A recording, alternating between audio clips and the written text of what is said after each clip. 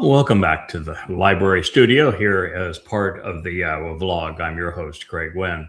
We're going to continue our story on returning to the garden. And you might think, well, didn't we already finish the testimony regarding the garden when we did previous programs? Now we're in the midst of NumbersFive, and the story of the garden is told in Genesis 2 and 3. And indeed, that would be correct, except that the conclusion of the story regarding the garden actually talks about whether or not we return by way of ash or we return to dust. And so God is bringing our attention to what happens as a result of NumbersFive, where Israel is viewed as religiously corrupt. And Dowd, who is the groom of NumbersFive, wants his bride back, and he wants her unsullied so that she is no longer corrupted by having too much indulgence into false religion.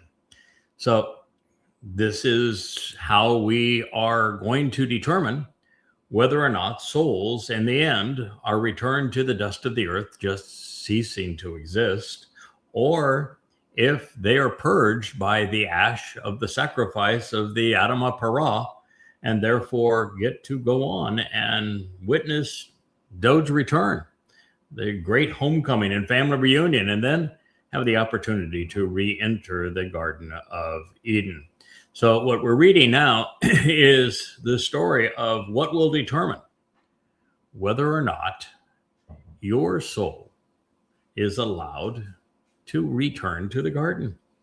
So it certainly seems as if it would be more than appropriate for us to continue our series on returning to the garden in this discussion.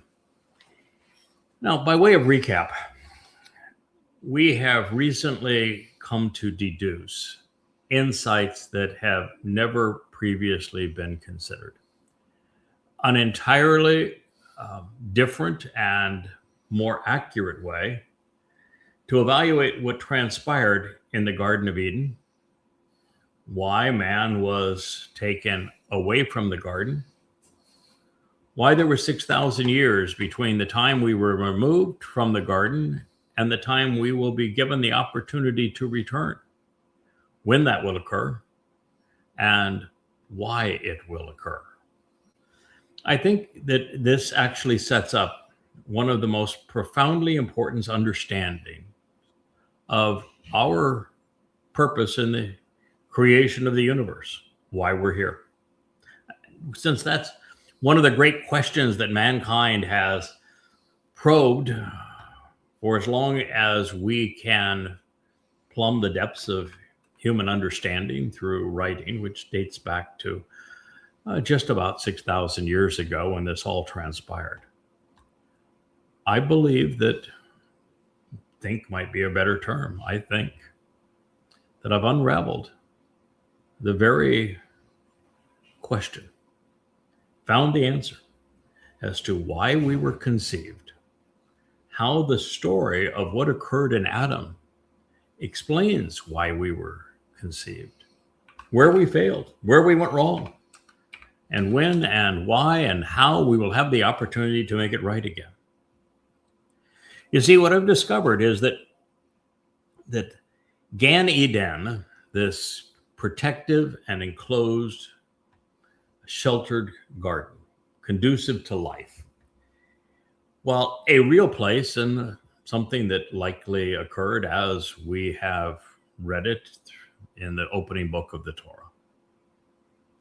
it is actually a microcosm for our planet, Earth. Earth is a very finely tuned, highly protective and sheltered environment that's conducive to life. Could well be the only one in the universe. And what God is saying is that he created life in general and man specifically with a nesama, the one thing that makes mankind different than the rest of the animals that all have a nephesh soul, is that with a nesama, we can think, we can deduce, right and wrong. We are enabled to determine what is productive and counterproductive, good and bad. Nesama is essentially our conscience, where our nephesh, soul, is our consciousness. Consciousness simply gives an animal the ability to observe their environment and respond to it. A conscience enables us to think it through and make decisions about what we have witnessed that can lead us to things that are profoundly beneficial or destructive. It is the thing that brings us to God. And we are using it here to explain what happened. So Eden is a microcosm of planet Earth. And all of the big hype that the world's richest man, on paper anyway, has for going to Mars. We need to be a multi-planetary being or species, or life is over for us. And he's full of it. The fact is that Earth is conducive to life. Mars, the moon, Venus, any planet or moon within our reach is deadly, toxic. This planet is uniquely tuned for life, and nowhere else within our grasp is. And so Yahweh then brought man with a Nesama conscience into this protective enclosure to tell us a story. And that story is that he wanted humankind to be observant. And you might say, why? What would be the purpose? I mean, the moment he has a nephesh soul, he is automatically observant. It will have eyes to see, ears to hear, touch, smell. He can know what's happening around him. So why would God say specifically that man was conceived to be observant?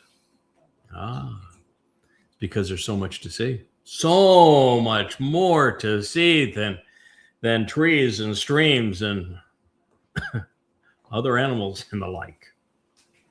Yahweh would have testimony that would go back to this time that he wanted us to closely examine and carefully consider.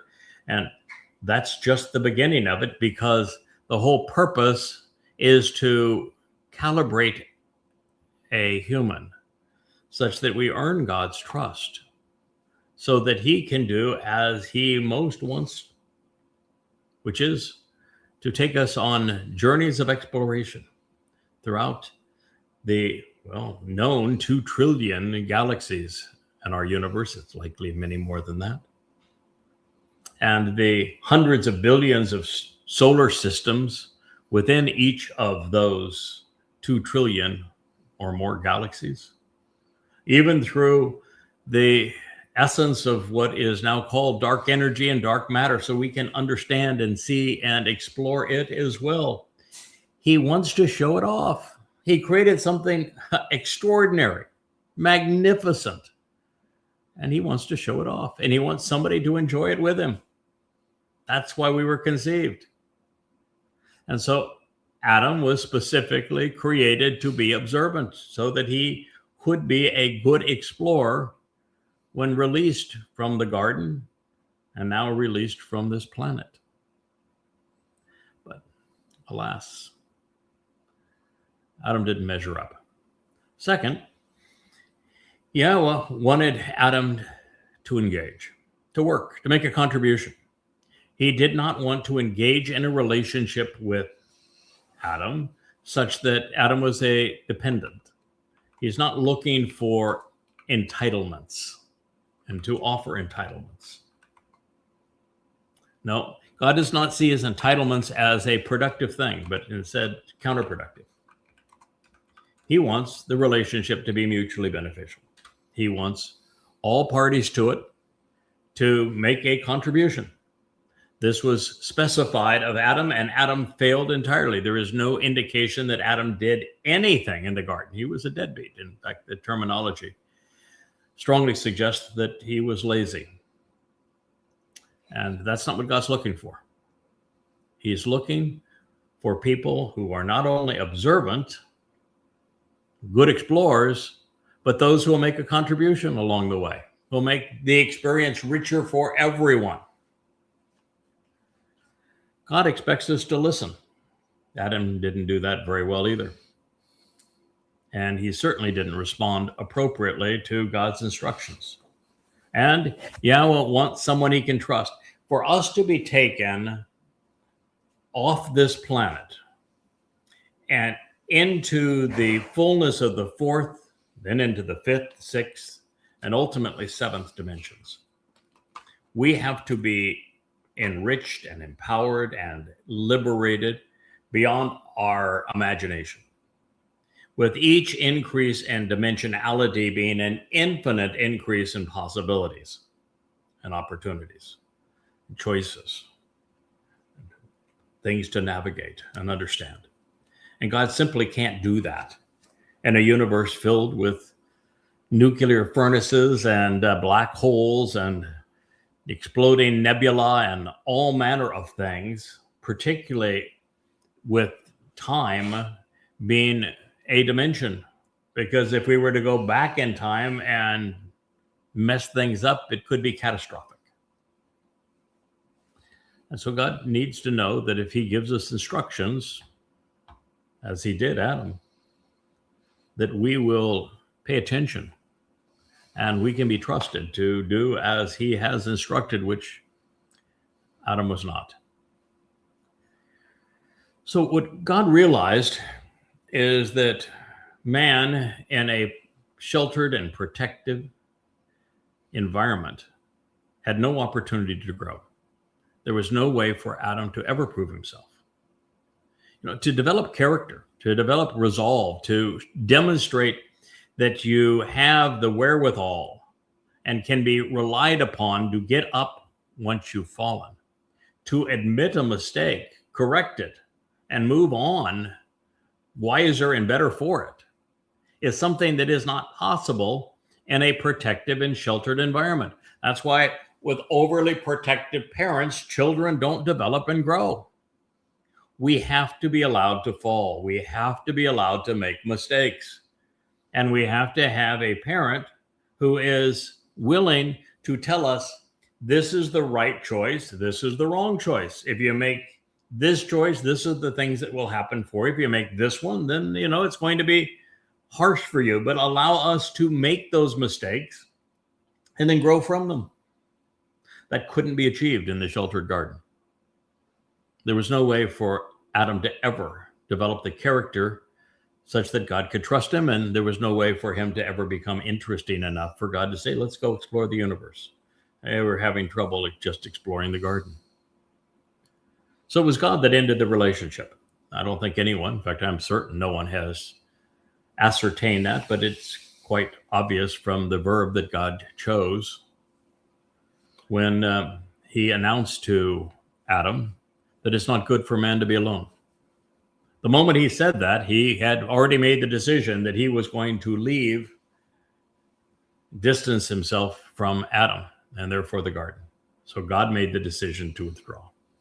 And then he told Adam, and us, that it's not good for man to be alone. So he created woman for the benefit of man. So he wouldn't be alone when God left him.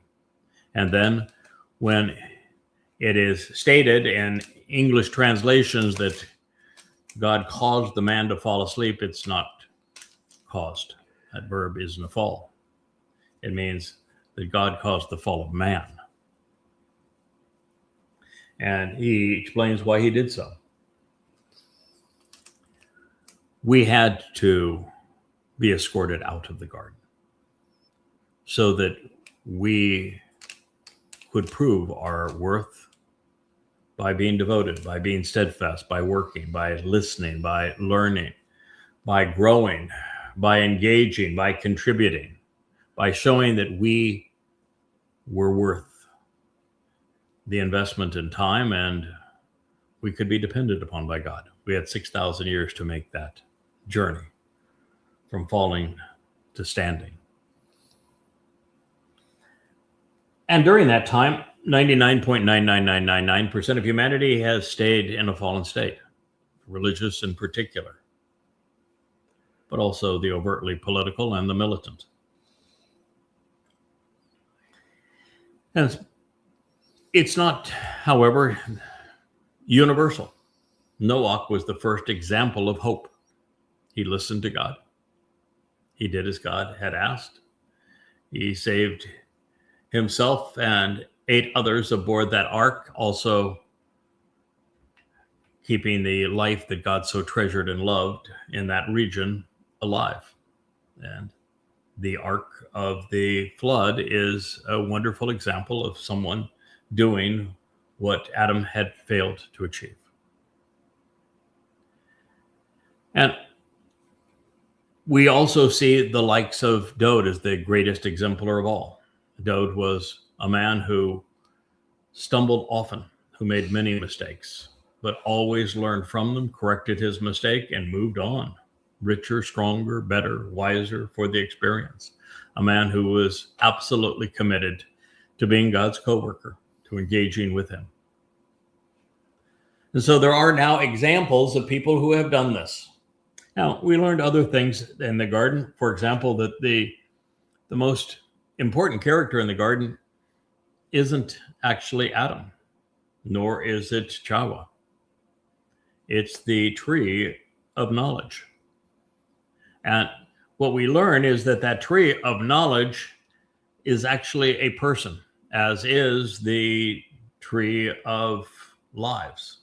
The tree of lives is Dowd. He's the greater luminary of Genesis 1. He is the one who opened Passover's door, opening the doorway to life by fulfilling Pesach in year 4000 33 CE.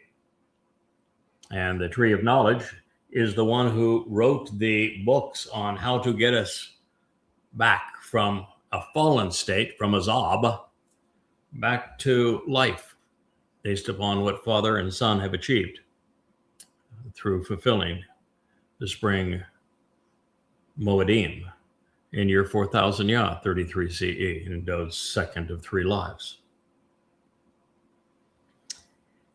It's a lot to process, but that is the story that God's telling. And now that we are just 7.5 years away from being invited back into the garden, it's important that you know how you're going to get there, how you go about being included, and those who are invited in and who will be excluded. I have in a book, perhaps this is it, yes, called Etzerah, Time of Trouble. This is 825 pages. It itemizes every event that's going to transpire of any significance between now and the time that we're invited back into the garden. And sets dates, times, place, identifies the people involved. It's the future history, if you will. Tomorrow's newspaper given to you today. It's free at YAHOWAH.com, as are all the 35 books that I have written by translating the Dead Sea Scrolls into English, the lingua franca of the world, the language spoken by more Jews than any other.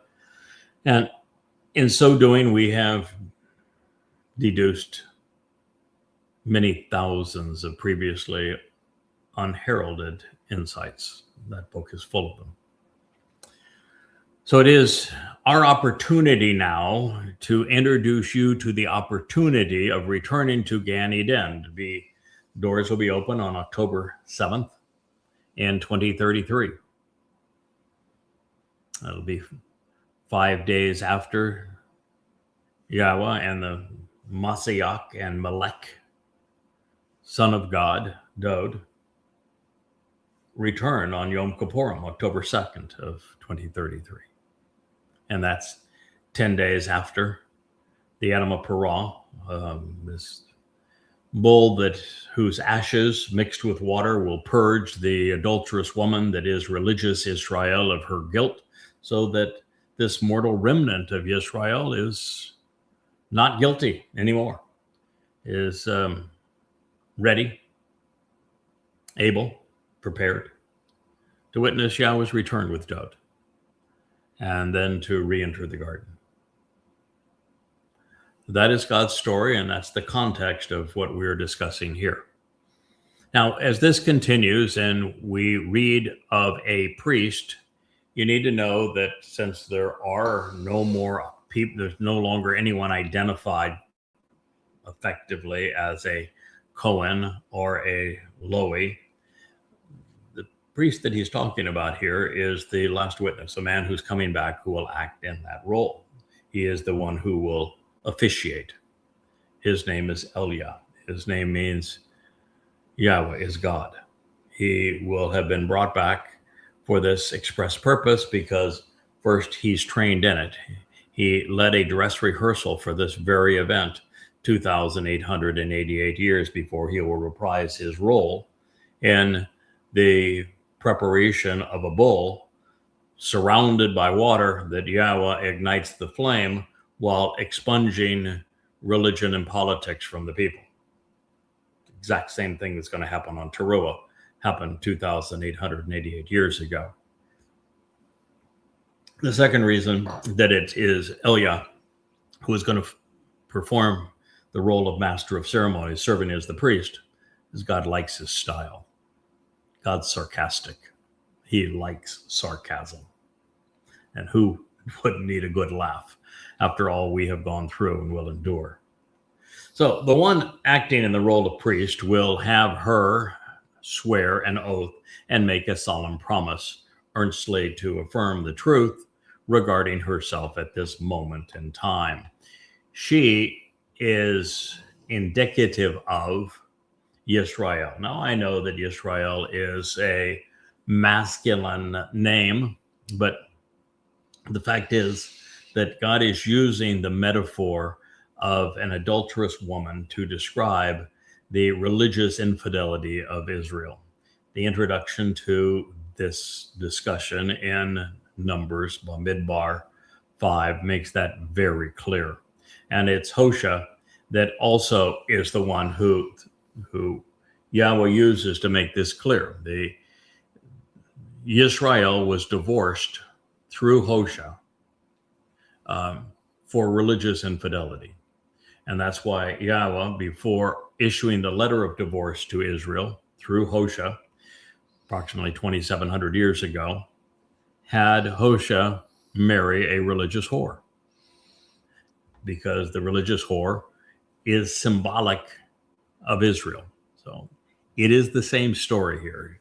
She is the religious whore that God divorced 2,700 years ago. So the one acting the role of priest, Elia, will have her religious, and this is, I should be very careful here. The overtly religious, those running around as rabbis, those making influencer videos for social media promoting Judaism or Kabbalah, same thing really. Those in their black suits, whether it's ultra-Orthodox in America or the Haredim in Israel. 0 of them will be included in this. This is not going to purge them.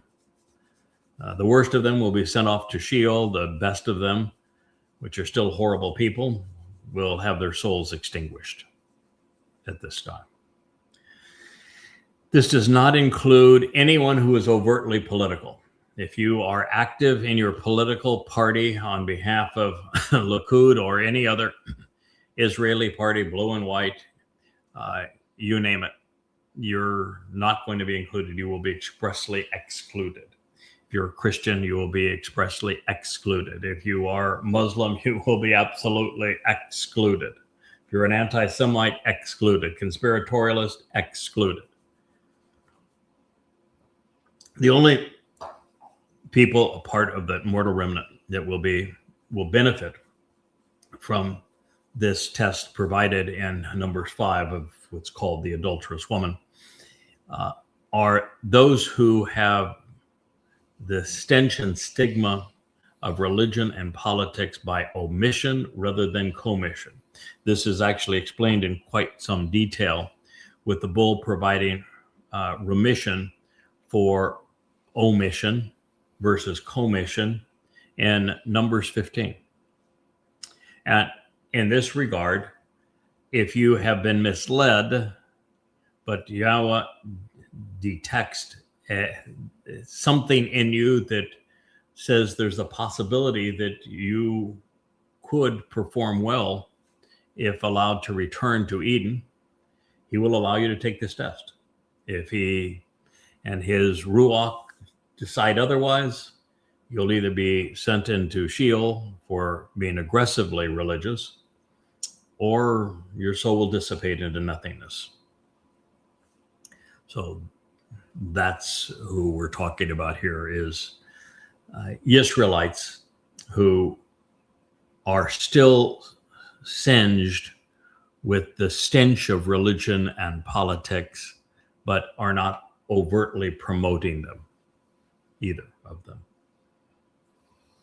So the one acting as the priest will have her swear an oath to make a solemn promise to affirm the truth regarding herself at this moment in time. He will say to the woman, if a person has not hung around with you, and if you have not gone astray, turning away that which is filthy and defiled under your individual person, then, well, you're released.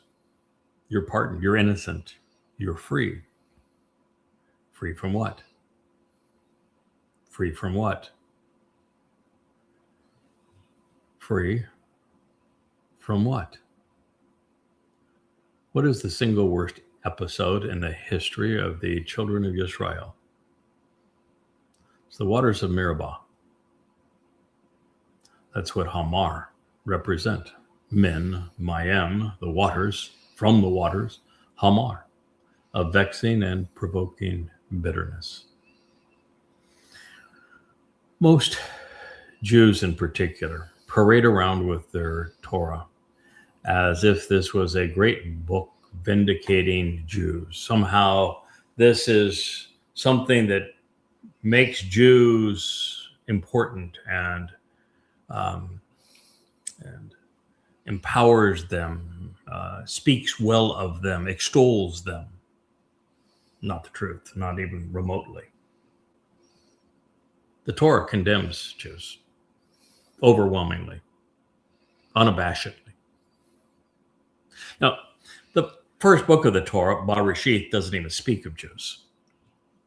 There is no Jew in the book of Bereshit until you turn to the very, very last pages of it, and you have Jacob with Leah give birth to Yahud, and he would be the first.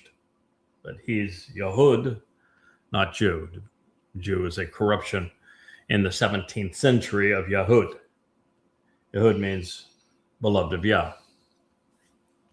But prior to that, the entire rest of the book is not about Jews, not even about Israel. Israel wouldn't exist until just pages before that, just a few years really before the birth of Yahud, as Jacob is renamed.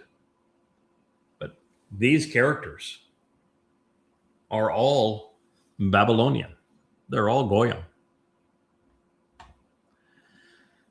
And by the time the story turns to Yisrael and the children of Yisrael, at that point, we go from having a mix of good and bad. Abraham and Sarah, good and bad, mostly bad, but some good. Noah, really all good.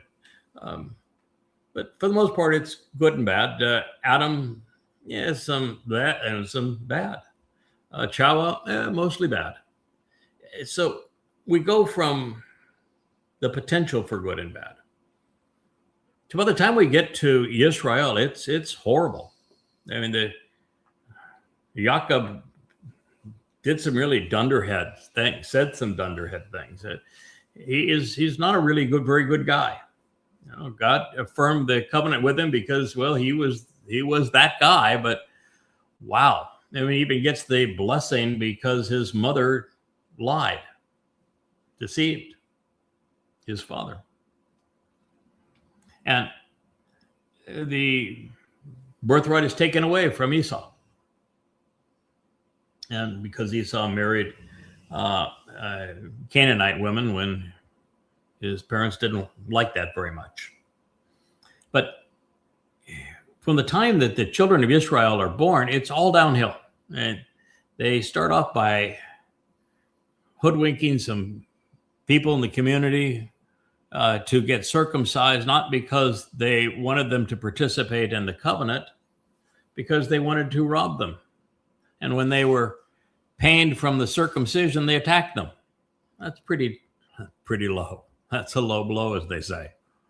And, we have the first children of Israel selling their brother Joseph into slavery. And it's just bad. And when you see them in Mitzrayim, they don't show any initiative to come back home when the weather patterns improve. And then when they are enslaved by Egypt and there's huge numbers of them, you don't see any fight in them. No resolve to say, we got to solve this problem. And then when Moshe is born during a genocidal phase, Moshe actually acts to do the right thing. He is the glimmer of hope. He stands up against Mitzrayim, but the children of Israel, rather than thank him for risking his life to spare them, turn on him and threaten to turn him in. It's just horrible. Moshe leaves town and shows that he has some character, but when he comes back and he tells Yahweh, the last thing I want to do is go back there, he had some keen memory of them. He didn't like the Mitzri, the Egyptians. He thought that their caste system was abhorrent, that their Pharaoh is a god concept was abhorrent. He didn't like it, and he repudiated it. He didn't want to be any part of it, and he didn't like the Hebrews either because they were so malcontent. Nonetheless, God has him go back, convinces him they should do this, and the next 40 years are horrid. Jews are miserable.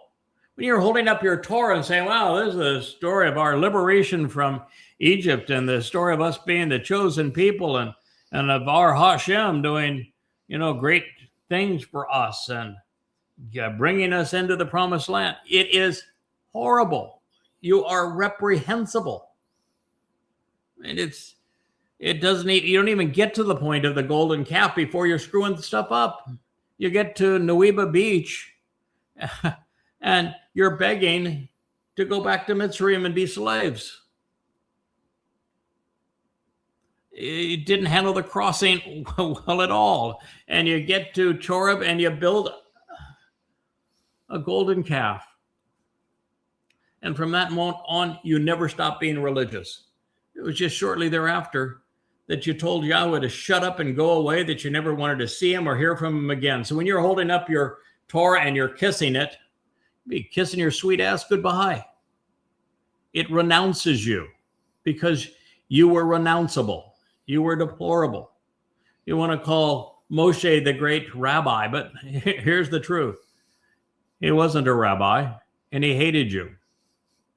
He told Yahweh that you were so reprehensible, so embittered, so obnoxious, that rather than having to spend another day with you, he wanted God to kill him. So this is the truth. And as bad as all of that was, and it continues to pile up and get worse and worse and worse, the most horrid blow of all is the water of Meribah. And so what God is saying here is that by the waters that are being released from the Temple Mount underneath the sacrifice of the AdamahParah and the tent of the restoring testimony to be reestablished there once the Dome of the Rock and Al-Aqsa Mosque are purged off of the mount, that will release you from this great stigma of the waters of Meribah. I'm going to remove your vexing and provoking bitterness, this curse of harmful consequences that you brought upon yourselves. Right there in Bamidbar, Numbers, in the heart of the Torah. This story is told in Numbers 20, right after the story of the AdamahParah, Numbers 19, by the way. So you should have been able to make the connection between these things. And that's what's being purged. That, my friends, is why when Yahweh was speaking with Moshe, and Moshe ran to God for the umpteenth time and say, yeah, the people are just belligerent. They want to kill me. They want to stone me. They want to go back to Mitzrayim. They're just miserable. And God says, here's the solution. I want you to speak to the rocky crag. And it will release its waters. It'll wash away this problem. But Moshe didn't speak to it. He struck it. He struck the crag. That's God's message here, is that the crag is talkative. He'll listen. I am the crag. My name is Craig. It's Celtic for crag. It's rocky precipice. And well, you can strike me and I'll still do my job. And that's the purpose of the AdamahParah. It will be stricken and beaten to a pulp on Taruwah. And under it, the rock of the Temple Mount is going to release copious amounts of water, purging Israel of her guilt and the guilt of the waters of Meribah. And this time you will be allowed into the promised land for your guilt. That is the story that God is telling here. That is the harmful curse that is being remitted. It is the vexing and provoking bitterness of Israel that is finally being washed away. This is Numbers 5:19 in the heart of the Torah.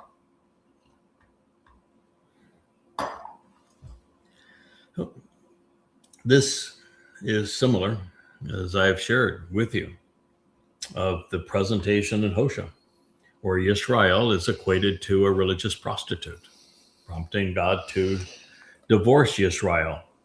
And just as is the case in Hosea, this is something which must be resolved prior to Yahweh returning with Dowd for the family reunion to occur. Yahweh is very clear in Hosea and throughout the Torah as well. You must shub for me to shub. Shub for shub, or no shub for you. You must return to God before God's going to return to you. He is currently divorced of you. And he's divorced of you because of your continued propensity to be religious. It is the rabbis in Judaism that keep you estranged. That is the vexing waters of Meribah. So therefore, in this prophetic statement, Israel is being asked to come clean and then renew her wedding vows, becoming trustworthy after a long time of proving otherwise, and then engaging in a productive way. But since she is not far removed from the horrid examples of Chawa, of Miriam, and of Michal, a cleanup is required.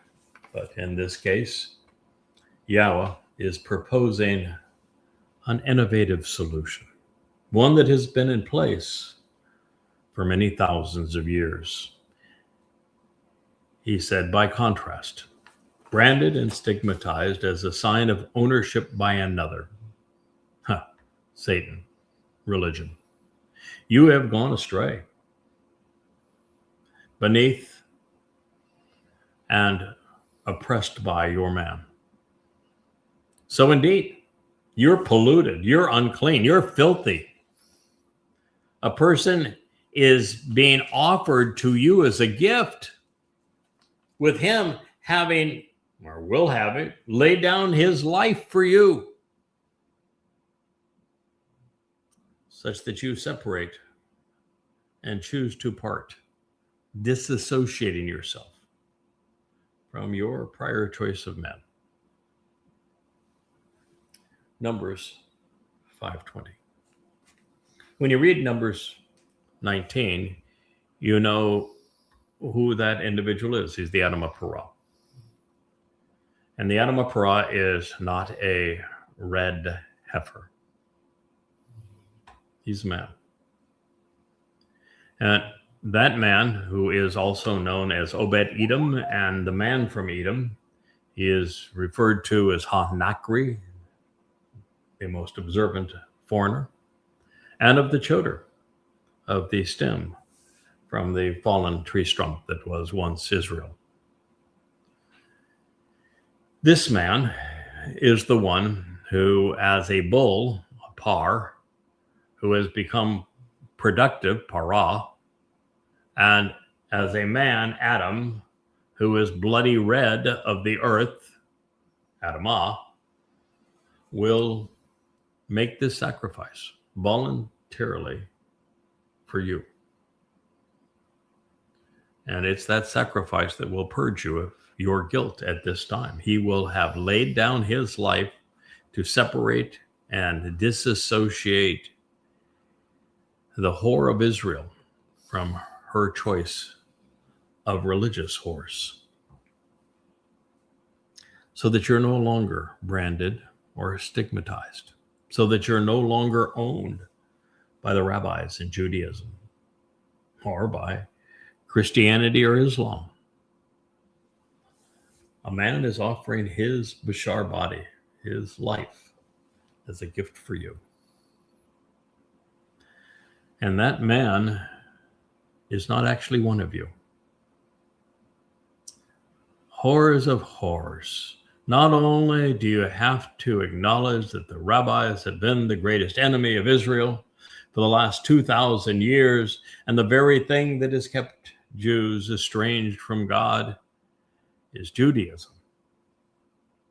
But the solution is a goy who is willing to lay down his life such that your religious guilt is purged.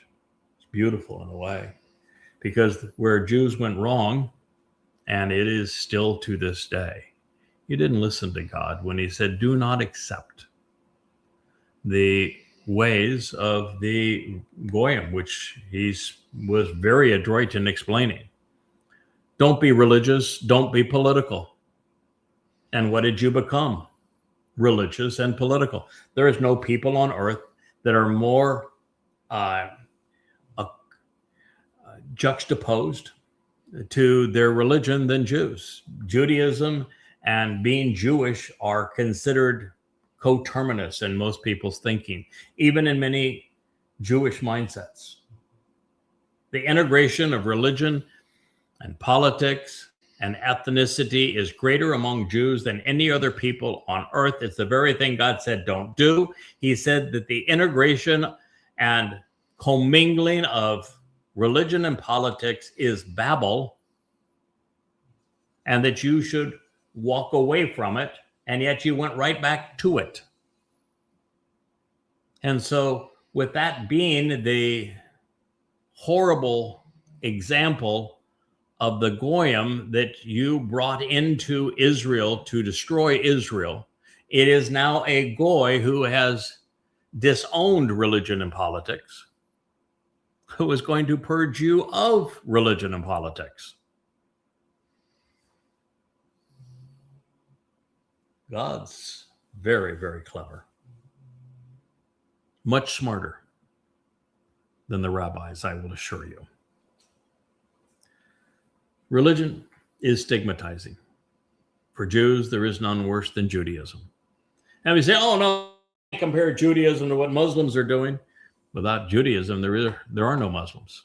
The fact is, and you need to deal with this, Israel, the only reason that Islam exists today is because in Yathrib, rabbis sold Muhammad Talmud readings, which he then used to make his Quran seem credible and religious. Without them, there is no Quran. There is no Islam. Rabbis made a buck selling Muhammad recitals from their Talmud, which Muhammad credited to Allah to complete the Quran, and make the Quran seem like it was an Abrahamic religion. And then when they mocked him, as rabbis have a want to do, when he didn't pay them, and when he claimed that it was Allah who gave him the Talmud story recitals, Muhammad was a psychopath. He did what all psychopaths would do. The rabbis weren't smart enough to figure this out. He turned on the Jews and perpetrated genocide. 30,000 Jews lost their lives in Arabia. Maybe you've heard of Kabar Yahud. Yeah, that's what happened. And you can't even distance Christianity, which oppressed Jews, subjugated them, created the environment for the pogroms, and worse, the Holocaust. You can't separate Christianity from Judaism either. Paul was the first to call himself a rabbi. He was taught by Jewish religious scholars to cherry pick the Torah and prophets, to twist what God said, and to promote a human agenda. Without that training, the New Testament doesn't exist. It's Paul that created the myth of Jesus. It was the Jewish religious community at the time that allowed him to get away with it, because they did not acknowledge that Dowd had arrived at exactly the moment he said, to do precisely what he had promised to do, which was to fulfill Pesach by being crucified, and then to carry our guilt away on matzah, and then as the firstborn of Yah, to fulfill firstborn children on Bikurim. Because they didn't pay attention to the many hundreds of prophecies pertaining to this, Paul's lies took root and grew. It's Jews are to blame. And then you have the father of rabbinic Judaism. What did he do? That's Akiba. He promoted a false Messiah of his own to counter the false Messiah of Paul. Bar Kokhba, you should know him. That's where you get your six-pointed star. Son of a star is his name.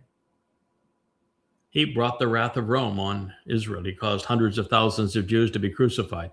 His 35,000 acolytes all died, and this guy was such a bastard, he blamed them for their deaths. And he's the reason that the land was renamed Philistia, which will be the reason that there will be a Palestinian state. And that's the father of Judaism. Yeah. Judaism, Christianity, Islam. It's all because you made the wrong choice in men, Israel. You've chosen to listen to the religious and not to God. I listened to a rabbi, this ugly piece of crap with the unkept beard, little beanie cap. He was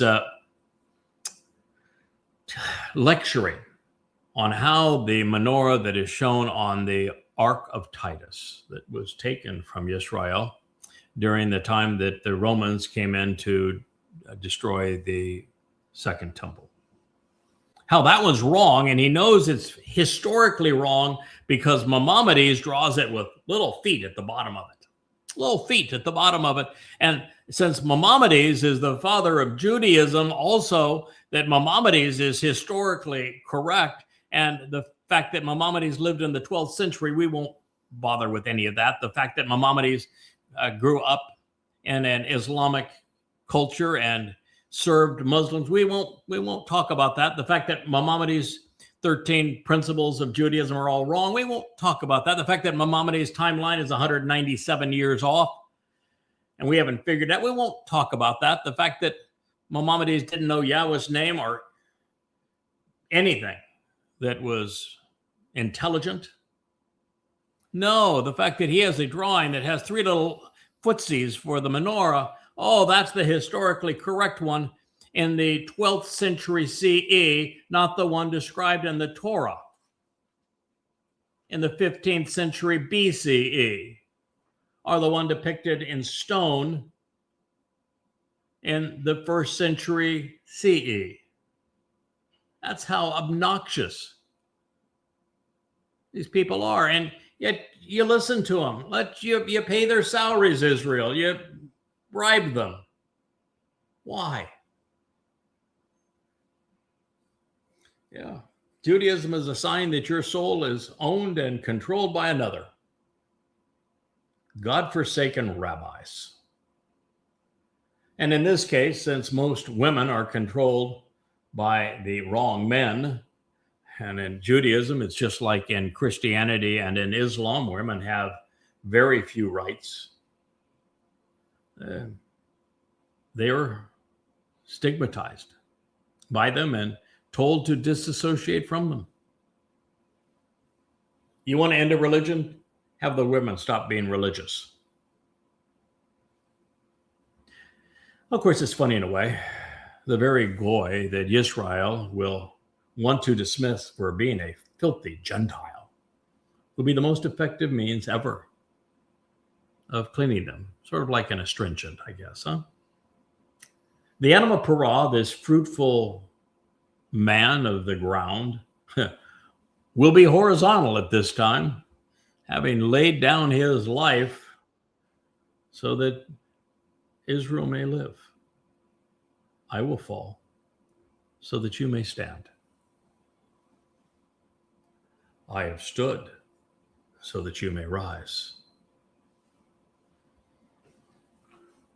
It continues. The one acting in the role of priest will have the woman swear an oath and make a solemn promise to earnestly affirm her trustworthiness at this time,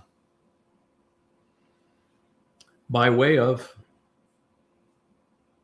Shabuah, the promise of 7, for the curse, even for the hindrance of Allah. The one acting in the role of priest, Eliah, should say to the woman, Yahweh wants to offer the gift for you regarding the curse and regarding Shabuah, the promise of 7 in the midst of your people. Yahweh is offering to give, with ongoing implications, your procreative power back, such that you will be able to give birth and your womb will swell. Bob Midbar, Numbers 5:21. Man, is there a lot to unpack here. And there isn't a rabbi on the planet that can explain any of this. First of all, they buried the whole concept of priest. You're celebrating the last days of Hanukkah, which in my view, in Yahweh's view, is far worse than the golden calf. Golden calf, you took a religious idol from Egypt, the Apis the bull cult of the pharaohs, and you made a god for yourselves during the Exodus. But with the menorah, that is 9 candles that you attribute to this uprising of the Maccabees, you've done something far worse. You've taken God's primary symbol and you've twisted and perverted it for your goddamn religions.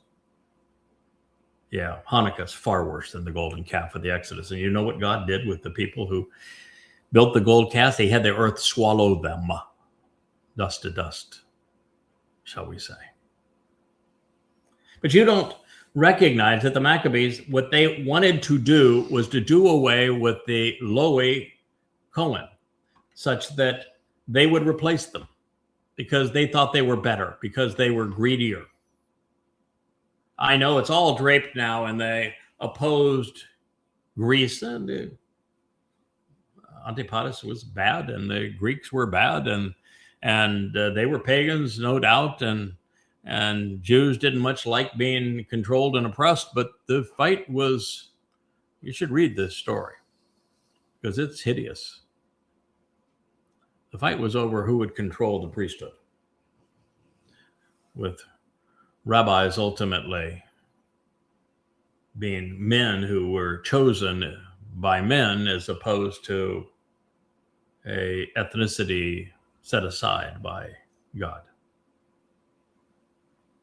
So you don't know that. And so you have no clue who the priests are because you got no concept of it today because they've been replaced by men claiming to be great. Rabbi means I'm great.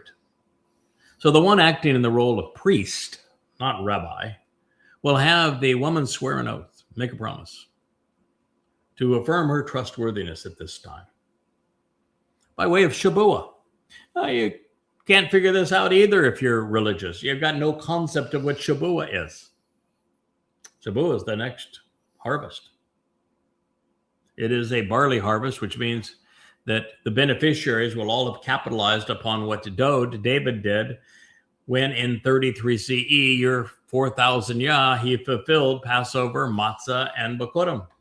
And there is no Bikurim without Pesach and Matzah. And you don't know what Dowd did to fulfill Pesach and Matzah, or that his body served as the Passover lamb and that his soul carried our guilt into Sheol on Matzah, so that we could enjoy Bikurim, and therefore those who capitalize on what Father and Son accomplished 2,000 years ago will be those who were affirmed on Shavuot. But it's more than that. One of the reasons that there is this Shavuot harvest isn't just to keep God's chosen, those who have availed themselves of the terms and conditions of the covenant and who have made great contributions to serving Israel, Yahweh, and Dowd by conveying this message. It's not just that he wants to keep us out of the time of trouble. We're resilient. I'm not going anywhere in terms of backing down. I don't care what you do or what you say. I'm carrying on. I'm devoted to this. I'm in it to right to the bitter end. Or more importantly, after the bitter end, to happily ever after. But God has a different way of going about it. He is taking harvesting, literally so their souls disappear from the earth. Those who have figured it out, those who have come to recognize that religion is wrong, that politics is unreliable, and that to be in a relationship with Yahweh, we must disassociate from those things. Trust and rely on Yahweh instead. Walk to him along the path of the Moed Mikre, particularly Pesach, Matzah, and Bikurim, as Dowd fulfilled them in 33 CE. And then engage with Yahweh, doing as he once done, being the anti-Adam. Listening, observing, thinking, responding, engaging, stumbling on occasion, but then getting right back up, showing that we're determined, steadfast, dependable. Those are the people that are harvested on Shavuot. Why are they back now? Because it is those people who aid in the process of Taruwah. They're the ones who work with the AdamahParah, Yada, the Choder, the Nakri, throughout the next 1,000 years to make Israel right. It's not that they are just here assisting Leah during the sacrifice of the AdamahParah on Taruwah. Those who were brought into Shamayim on Shavuot will be engaged throughout that 10 days between Taruwah and Kippurym to prepare this remnant to receive Dowd and Yahweh. And then we'll be working beside the tree of knowledge on behalf of the tree of lives for the next 1,000 years to prepare this remnant of Israel to earn Yahweh's trust and to be allowed off this planet, explore the universe. It's the people of Shavuot that are the ones who are engaged at this time, removing this curse. It's the middle stem of the 7 in the proper menorah. So the one acting in the role of priest should say to the woman, Yahweh, well, now we're already at our 3rd full stop. That means that until we have a remnant who have distanced themselves from Judaism, we can't get this done. And that is the reason why this is happening, the time of trouble. Because until Jews hit rock bottom, when they realized the IDF is no more valuable than they were on 10/7, which is useless, that their politicians are as they were on October 7th, which is useless, counterproductive, and that the rabbis are every bit as valuable to them as they were on October 7th, which is worse than useless. And they realize that there's only one alternative. We finally have to come back to Yahweh or they're dead. That they will say, oh, well, maybe we give Yahweh a chance. They have to go through this horrid time before they're willing to accept what Yahweh's offering. And it is only when they reject the rabbis, Judaism, the culture of being Jewish, that they will do what Jews you have an anathema against, saying Yahweh's name. Such a simple thing, and yet you won't do it. And between now and the time that you accept and revere Yahweh's name and proclaim it proudly, wield it appropriately, you have no hope. You need to fall to the point that you recognize just how wrong the rabbis in Judaism have been in erasing Yahweh's name. Until you repudiate the rabbis in Judaism, you aren't going to embrace Yahweh. And so the woman can't say Yahweh anything until such time as she has fallen to the point that she rejects Judaism. So the Torah is talking about a time when rabbis in Judaism are no more, that they're repudiated. Because this woman should say, Yahweh wants to offer the gift. And it's for you. Regarding the curse and regarding Shavuot, the promise of 7, the man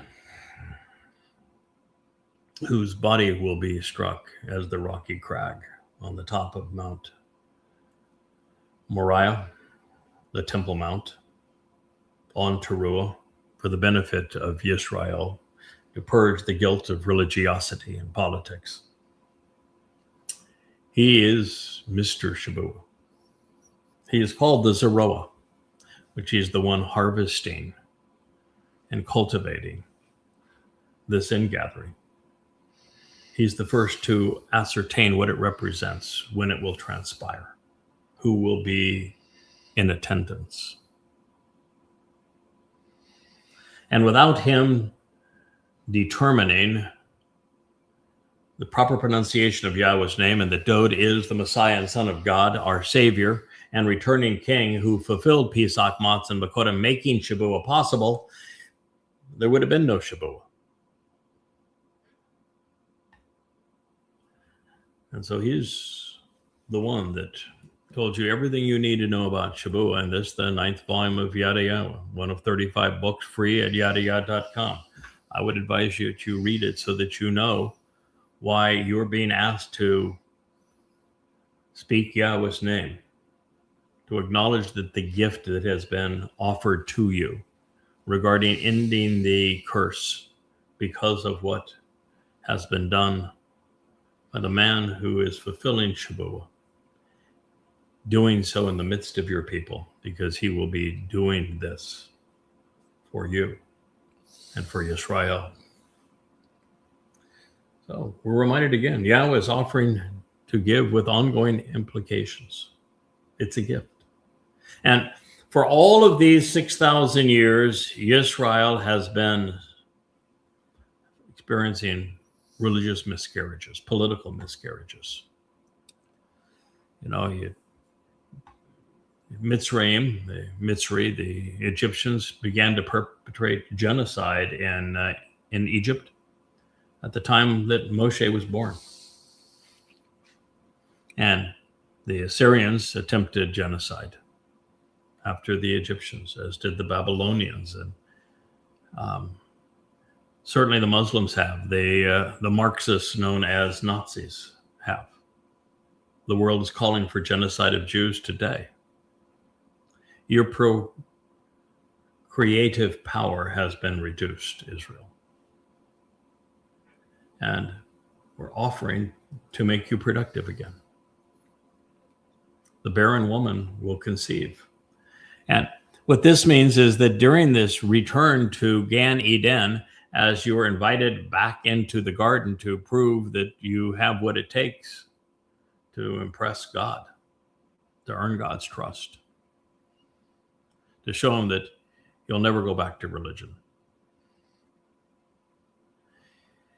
That during this period, you're going to conceive and have children. You know, so long as we get, it's 1,000 years time, we get a handful of men and a handful of women into the garden on Shavuot, we will have plenty of candidates to teach and train and lead during that 1,000-year celebration of Sukah and our return to the garden. Now, I think there'll be thousands. And based upon what we have learned and the team of people that we will have working, and the fact that you're going to have Dowd there and YAHOWAH's presence, we're going to get this done. We're going to be un-Wookiee-like, looking at my fur-faced friend that is napping through the show at the moment. We're going to get it done. And God's going to be pleased with the result. I think he already is. I think he's seen the result. Your womb is going to swell. So by mentioning Shavuot, Yahweh is drawing his people's attention to the Taruwah, to the Parah, to the fruitful one, as he is presented and discussed in the great prophet and in the great Isaiah scroll. He is the one cultivating these harvests. He's also reminding them that because they missed out, they were left to endure the curse of Allah. You're going to experience, Israel, Al-Aqsa flood 2.0. It's going to be 1,000 times worse than what occurred on October 7th of 23.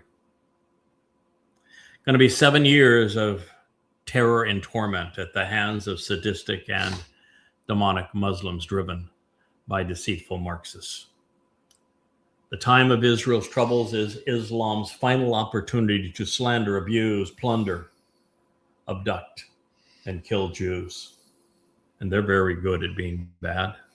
And Jews are very bad at figuring out that the problem is Islam, not Hamas. Israel is convinced it's fighting a seven-front war when it only has one enemy, Islam. And they're doing nothing to target that enemy. Satan's musings on the matter, of course, can be found in Ezekiel, where he brags about raping Jewish girls and about his 25 hideous ways to kill Jewish men. Should you seek evidence of this, I would encourage you to read the Babel series of Yada Yada, again, free at YAHOWAH.com. And should you want to understand the murderous nature of Islam, please consider Goddamn Religion, 5 volumes, 4,200 pages that are irrefutable in their condemnation of Allah, Muhammad, and the first Muslims, Islam today. Yahweh's parting statement is typically mistranslated. I say this because it opens with God wanting to offer Yisrael a gift, something to salve the wounds that have been inflicted by raging anti-Semitism and aggravated by Allah's jihadists. So in this case, as a result of the AdamahParah sacrifice, the barren woman that has been Yisrael, the nation of stillborn children, too corrupted by religion to survive, will be given birth. They will be productive again, producing healthy offspring. And since they will repopulate the garden, the gift of swelling wombs means a return to childbearing during the 1,000-year celebration of Sukah, camping out in the restored Eden. After all, what's the point in Dowd coming back as king of forevermore if only to hassle with a single generation of recently cleansed religious and political malcontents. A few will become many, and if we begin with many, they will become many more. This is the point. The narrative of the AdamahParah serving as the Taruwah sacrifice for the mortal remnant of Israel 7.5 years from now, and just days prior to King Dowd's homecoming, is becoming ever more obvious. This is why the water mixed with ash of the sacrifice of the ash of the AdamahParah, when God ignites the flame beneath his body, will occur as the same moment that the subterranean spring that Yahweh has properly positioned under the Temple Mount will release its cleansing waters, and then God will ignite the purging fire. It will all happen under the body of the Bashar, body of the Par bull. They will work in harmony to restore the remnant of Israel prior to Dowd's return, so that our king can accept his bride. That's why we read, and the waters of the curse will enter and exit through her bowels to enlarge the womb. The procreative power of the woman will give birth. And the woman, she will say, Amen, Amen. I accept this affirmation as reliable and true, as I become trustworthy and acceptable. Numbers 5:22.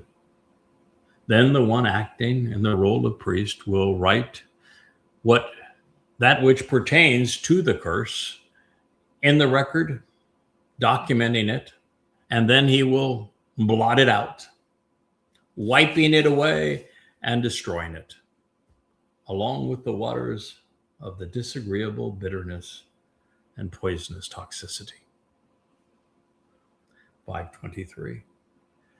And he should have that which pertains to this woman, drink the waters of disagreeable bitterness and poisonous toxicity of the curse, and it will come and go with her, these waters that bring the consequence of the curse of pungent and disagreeable bitterness. So the one acting in the role of priest will obtain and accept from the woman's hand that which is apportioned as the sacrificial gift for the exclusivity in this relationship. And then he will waive the voluntary sacrificial offering appointed as a gift before the appearance of Yahweh, and approach with it and with her to the very place of the sacrifice. Bamidbar 5:25. This cascade of flowing waters is going to emerge from under the Temple Mount and beneath the altar with the burnt sacrifice of the AdamahParah. His body will be placed at the opening of the tent of the restoring witness, which will be over where the Dome of the Rock once stood. It will be toward the east, facing towards the east, and therefore towards the Mount of Olives. The waters will flow off the Temple Mount as the flames light the skies and the smoke billows towards the heavens. And the result will be to purge the religiosity of Israel, causing the nation to be productive and useful again. That is the whole purpose of us returning to the garden, is it not? To be a people destined for participating in the covenant. It will serve as a glorious affirmation that God's people have been restored and that they can be dependable, faithful, and reliable in a relationship at long last. The bitterness gone. At this moment, the religious guilt of those gathered in Jerusalem will be purged. The toxicity of the past will be washed away, the bitterness removed. Taruwah's beneficiaries will be prepared to witness Dowd's return. Our king with God, Yahweh, on Kippurym, and then attend the wedding. Finally entering Gan Eden on Sukah, 5 days thereafter. The final sacrificial gift will have been offered and redeemed. The relationship is going to be restored. The Moedim will be fulfilled just as the Torah prescribes. It is the bull who is being sacrificed. It is his body that is being burned. It is the goat who is officiating as the priest. And the ram, he is awaiting as the groom for his bride to arrive. And he, of course, is the most memorable of men. The cast are comprised of Yada the bull, Elia the goat, and Dowd as the ram. And this will be a most glorious moment in time. The Torah reads, the one acting in the role of priest, Elia, should grasp a handful from that which is apportioned as the sacrificial gift of the burnt offering of the most memorable of men on her behalf, and send the sacrifice up in smoke at the place of the sacrifice. Thereafter, in the end, he should have the woman drink the water. When he has had her drink the water, it will be on the condition that she has caused herself to be sullied and that she acted unfaithfully and unreliably against her man and had entered into her the waters pursuant to the consequence of this curse of toxic bitterness.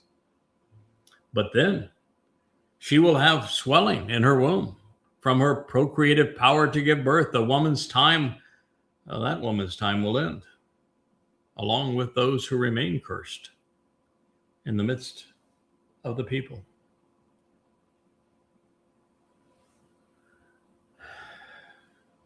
So there will be fire, there will be water, there'll be smoke, there'll be ash. This is to say that as a result of the voluntary sacrifice of the bull, the expert officiating of the goat, and the return of the ram, all of this is between Israel and Yahweh, and it will bring it all to an end. There will be those purged, there will be those who fail the test. This is the ultimate result that God has sought. We've reached the end of time as we know it, and the start of time as we will enjoy it. The resulting family union will then be exceedingly satisfying.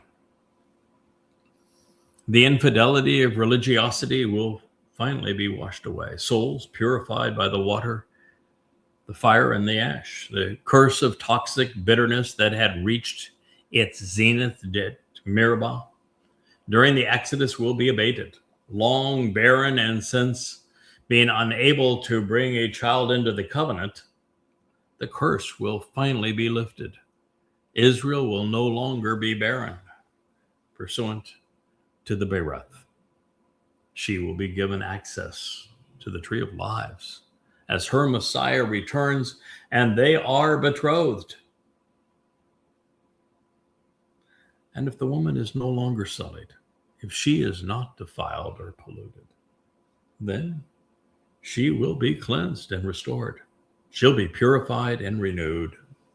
She will be pardoned and seen as innocent, and she will conceive, cultivating the harvest by producing offspring. Bamidbar 5:28. It is as I have shared. Now, there is an if here, because success is actually not assured. Some of those who will be collected during Taruwah in what's called the white and then the dappled chariots, based upon their lack of religious or political opposition to Yahweh, to Dowd and Israel, will still lack the character and the traits needed to pass this test and return to the garden. Those who pass muster will be purged of their prior guilt and given a fresh start on life.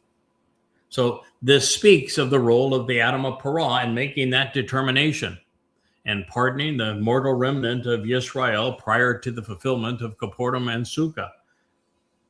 But he is offering to restore those who are guilty by omission, not commission, and that's what this test will determine.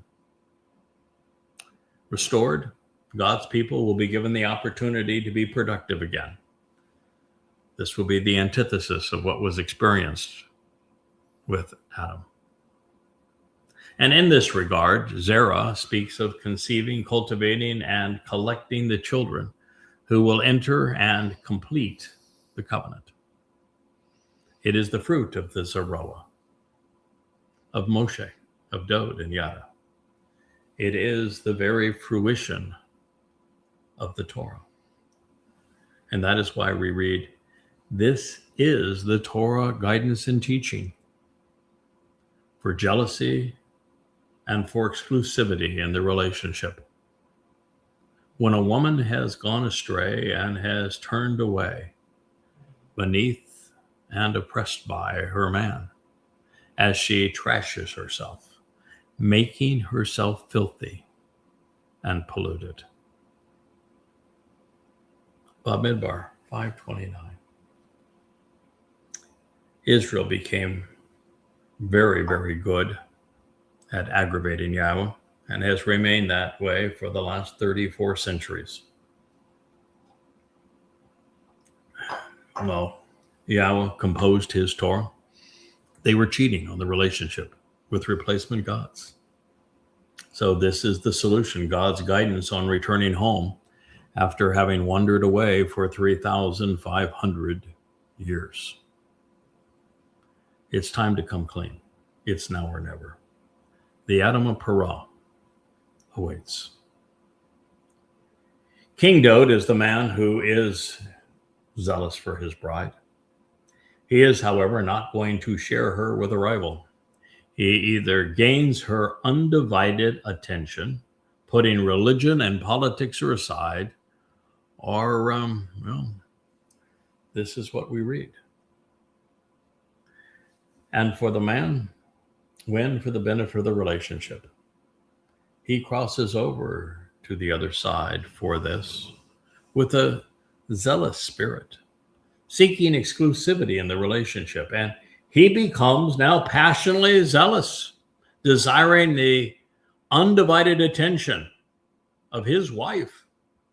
Then he should be present with the woman, standing before the appearance of Yahweh, along with the one acting in the role of priest. And he should engage at that time, carrying out for her everything that is in accordance with the Torah, with its directions and guidance on this. Bamidbar 5:30. And so the individual will be without guilt, no religious or political corruption remaining. And the woman, her propensity to bend and twist the message, which, by the way, goes all the way back to Chawa, will have been forgiven. Her guilt will be removed. And so ends the Torah of Bamidbar in the wilderness of Numbers 5:31. Dowd's going to cross over from the spiritual realm of the heavens into the material realm of the earth on Yom Kippurym, expecting to meet his bride, beautifully blushing in the warmth of his light, exuberant and excited over his anticipated arrival. He has pined passionately for her return, doing so for millennia. And finally, even Yahweh will have her undivided and unwavering attention. But you'll notice she'll be standing. She's not bowed. even before God and King. And that is why they have long desired for this to take place, with the fallen rising again, recovering from the garden to walk back into the garden. I expect, I hope, to serve as best man to my friend and my king.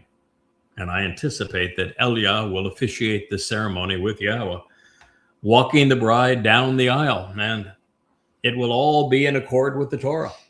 Immediately thereafter, the gates of Eden will swing open, and we will all proceed into the garden, celebrating our God's patience and persistence with us, giving us the second chance at romance.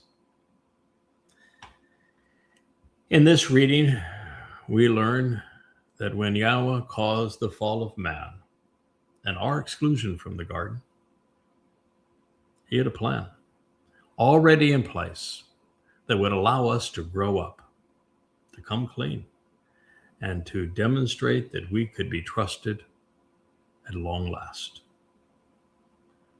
Yes, only a few people have taken advantage of this second opportunity, but I can assure you, more will soon follow, and I hope that you are included among them.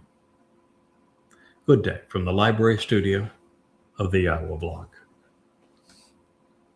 I'm going to play your song. Please. I now understand that we have the opportunity for a wonderful song that my wife has written for this occasion. Please listen and enjoy.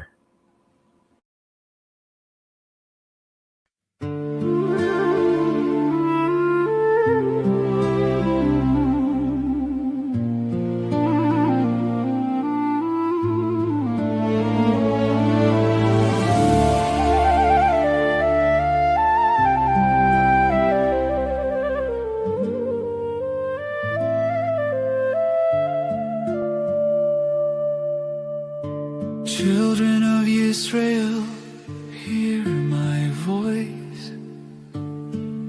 I called you by name. I gave you a choice, a plan to lift you on wings so high, to walk in my light beneath endless sky. I gave you guidance, loving and true, a father's heart reaching out to you.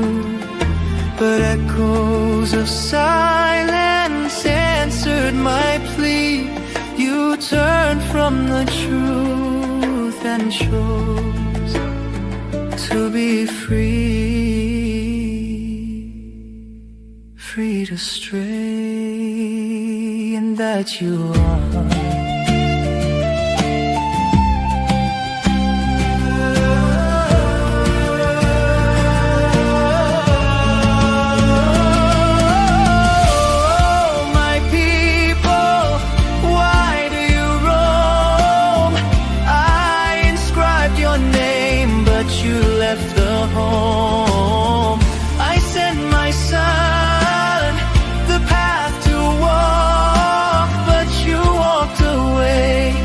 Rejected us both, a family torn, love unreturned, one last chance, one last dance, for those of you that still discern.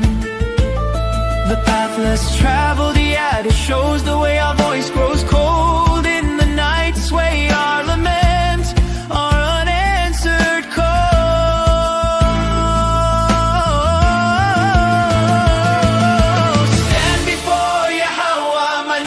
Above all, none beside me, yet you chase whispers that only fall. I gave you a covenant, a golden word, but voices of falsehood drowned what you heard. Still, hope remains for hearts that break, for those who turn, for love's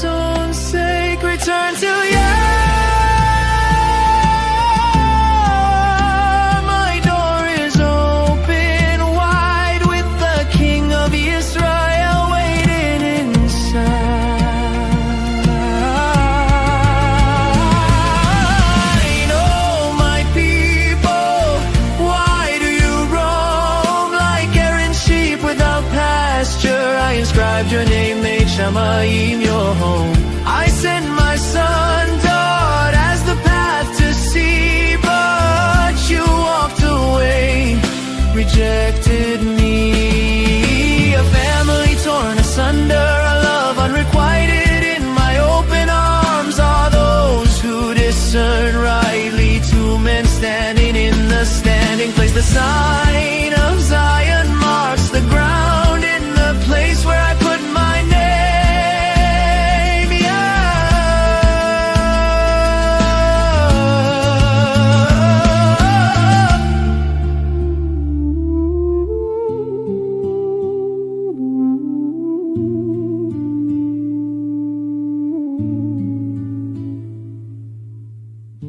Children of Israel, I know this is true.